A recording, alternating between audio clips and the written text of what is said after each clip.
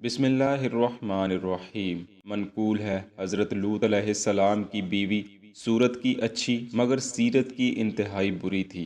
وہ حضرت لوط علیہ السلام کی نہایت فرما بردار اور حکم بجا لانے میں پیش پیش رہتی، مگر یہ سب دکھاوے کو تھا۔ دراصل وہ دل میں کوڑ چھپائے رکھتی۔ اس کے نام میں اختلاف پایا جاتا ہے، کچھ مورخین وائلہ اور کچھ وائقہ بھی لکھتے ہیں۔ یہ 19 سال حضرت لوط علیہ السلام کی خدمت میں رہی۔ اس کے بطن سے حضرت لوط علیہ السلام کی چند بیٹیاں بھی پیدا ہوئیں، جن میں سے صرف 2 بیٹیاں جو کہ بن بیاہی تھیں مسلمان ہوئیں اور آخری وقت تک اپنے والد حضرت لوط علیہ السلام کی خدمت کرتی رہیں، حتیٰ کہ عذاب سے بھی محفوظ رہیں، اور باقی بیٹی یا بیٹیاں دامادوں سمیت عذاب الہی میں گرفتار ہوئے۔ جہاں تک آپ کی بیوی کا تعلق ہے تو وہ بھی پیچھے رہ جانے والوں میں سے تھی، یعنی اپنی قوم کے ساتھ ہی عذاب کی حقدار ہوئی۔ حضرت لوط علیہ السلام کو جب منصب رسالت پر فائز فرمایا گیا اور آپ نے قوم کو راہ توحید کی جانب بلانا شروع کیا، تو سب سے پہلے جس نے آپ کے احکامات کا انکار کیا وہ آپ کی بیوی ہی تھی۔ اس نے بات بات پر آپ کی مخالفت کی اور احکام نبوت پر ہنسی اڑانے لگی۔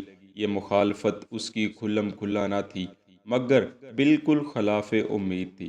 آپ نے جیسے ہی فرائض رسالت سنبھالے تو آپ کا خیال یہ تھا کہ آپ کی بیوی پیغام توحید پہنچانے میں آپ کی مدد کرے گی اور خود مسلمان ہو کر اپنے رشتہ داروں کو بھی دعوت دے گی، کیونکہ وہ ظاہری طور پر تو خاصا فرما بردار تھی۔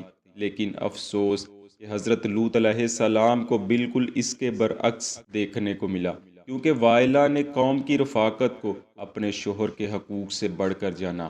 آپ اس کو برابر سمجھاتے رہے، لیکن پھر بھی وہ اپنی ضد پر قائم رہی۔ آخر اپنی ساری قوم کے ساتھ وہ بھی گرفتار عذاب ہوئی۔ منقول ہے کہ وائلہ کی حضرت لوط علیہ السلام سے شادی آپ کے صدوم آنے کے کچھ ہی عرصہ بعد ہو گئی تھی۔ شادی کا واقعہ تاریخ مسعودی جلد اول میں کچھ یوں نقل ہے کہ جب حضرت ابراہیم علیہ السلام اور حضرت لوط علیہ السلام کے مویشی زیادہ ہو گئے تو ایک جگہ قیام کرنا دشوار معلوم ہونے لگا۔ اسی عرصہ میں دونوں کے چرواہوں میں لڑائی ہو گئی، جس نے طول پکڑا تو ان دونوں حضرات نے علیحدگی کا فیصلہ کیا۔ چنانچہ حضرت لوط علیہ السلام نے اپنے دل و دماغ میں غور کرنے کے بعد اپنی املاک سمیت سدوم کی طرف کوچ کرنا مناسب سمجھا۔ در حقیقت یہی اللہ کی رضا تھی۔ یہاں حافظ ابن کثیر علیہ رحمہ نے حضرت لوط علیہ السلام کی سدوم کی طرف ہجرت یوں بیان کی ہے کہ آپ اپنے چچا حضرت ابراہیم علیہ السلام کے شہر سے ان کے حکم اور اجازت سے ترک سکونت اختیار کر کے سرزمین غور زر کے شہر سدوم میں آپ بسے تھے۔ آپ کی والدہ کا تعلق اسی شہر سے تھا۔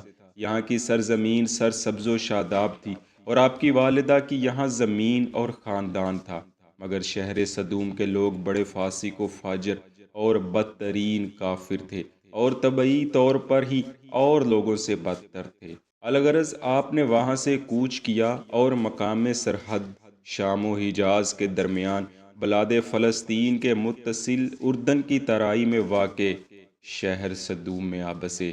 ابھی یہاں کچھ زیادہ دن نہیں گزرے تھے کہ آپ کے حسن خلق کا چرچا زبان زد عام ہو گیا۔ ابھی صدومیت کی نحوست اپنے عروج کو نہ پہنچی تھی۔ لوگ اپنی بیٹیوں کے لیے اچھے رشتے تلاش کرتے اور نکاح بھی کرتے تھے۔ آپ باوجود کہ شہر میں مسافر تھے، مگر ایک سردار نے آپ کے حسن اخلاق سے متاثر ہو کر اپنی ایک خوبصورت بیٹی جو کہ وائلہ تھی آپ کی خدمت میں نکاح کے لیے پیش کی، جسے آپ نے اللہ کی رضا سمجھتے ہوئے قبول فرمایا اور آپ کا عقد وائلہ سے ہو گیا۔ وائلہ سے نکاح کرنے کا آپ کو یہ فائدہ ہوا کہ آپ کو صدوم میں مستقل سکونت مل گئی۔ پہلے پہل تو تمام معاملات اچھے رہے، مگر جیسے جیسے قوم میں برائیوں نے جنم لیا، آپ کی بیوی میں بھی کچھ خامیوں نے جنم لینا شروع کر دیا، حتیٰ کہ جیسے ہی آپ نے توحید و رسالت کا اعلان فرمایا تو سب سے پہلے آپ کی بیوی نے ہی آپ کا مذاق بنانا شروع کر دیا۔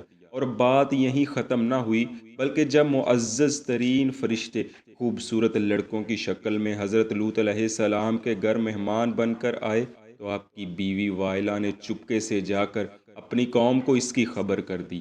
جیسے ہی قوم نے یہ خبر سنی تو شہوت کے پجاری ان مہمانوں کو پکڑنے کے لیے بھاگ کھڑے ہوئے، مگر وہ تو عذاب نازل کرنے والے تھے۔ بس اگلی ہی صبح حضرت جبرائیل علیہ السلام نے اس قبیح عمل میں ملوث تمام بستیوں کو اپنے پروں پر اٹھایا اور الٹا کر زمین پر پٹخ دیا۔